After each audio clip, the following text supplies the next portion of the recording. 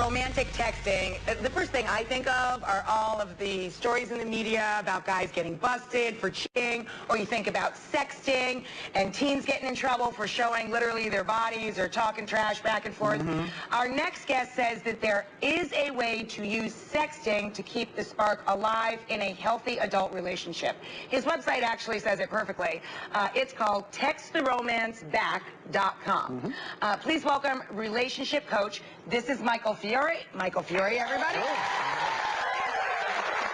So, you're not talking about dirty messages or this junk you see in the all over the media and stuff. There's a difference between sexting and texting. Yeah, those stories you hear in the media are all about, really about people having an affair, people going outside their relationship. Right. What I teach is how to use, the same technology, text messages, as a way to bring that spark, bring that intimacy back into your relationship. Because you can be thousands of miles away, you can be on a business trip, and you can just reach in your pocket, get your phone, and let that person know that you're thinking about them. And it's this really private, wonderful little fantasy world for you and your spouse or your boyfriend or girlfriend. What I found really interesting is that, as we hear when you talk about just about any topic, men and women think about and receive text messages in a different way. They respond to texts in a different way. Yeah. What's the difference between a text that a female would respond to and one that would really help a male get excited about texting back? Sure. So men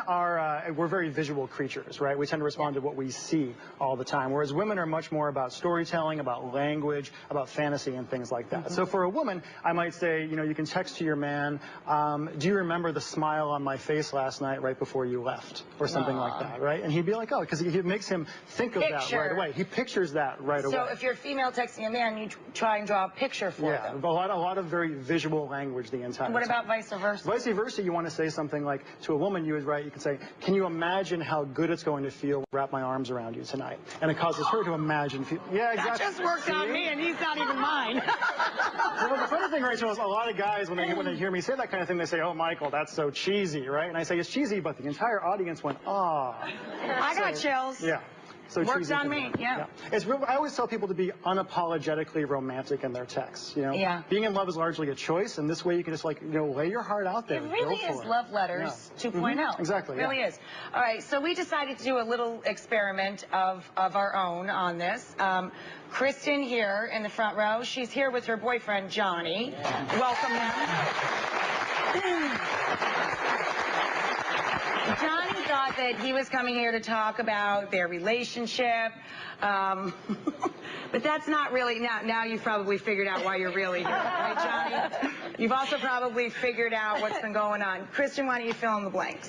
Well, actually, don't get mad, but I have been taking Michael's advice, and over the past day or so, I've been using some of his techniques and texting you with cute little things to test it out and spark things up. Were you a little bewildered while you started getting all of these messages? No, they were nice. I enjoyed them. I loved them. Michael, I thank you. He wants to buy him a beer. We're going to check out some of the texts, and don't worry, Johnny, these are the ones that we tried to keep it clean. It's daytime.